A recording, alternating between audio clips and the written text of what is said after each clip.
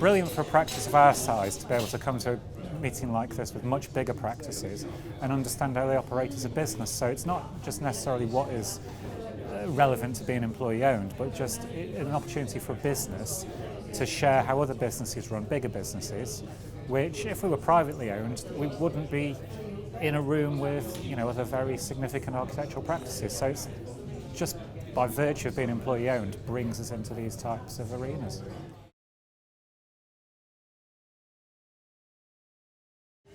Probably some of the difficulties are similar to other practices, that once you've made the transition to being employee owned, what it means after that and how you then engage with the people who maybe are joining the practice or didn't really understand the significance or didn't see a day-to-day change. How you, because for us the big thing about being employee owned is it takes away any barriers to people's career progression. So in theory anyone can go forward to become a director.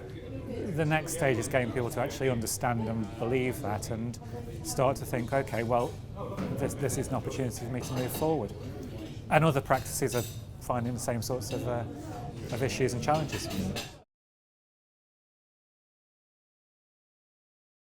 I'd been a shareholder before. We changed, and I think it was eventually working through the options that employee ownership really was the only viable option that remained then, and certainly even if we'd have maybe continued with the share owning model, certainly further down the line the next generation would not have been looking to buy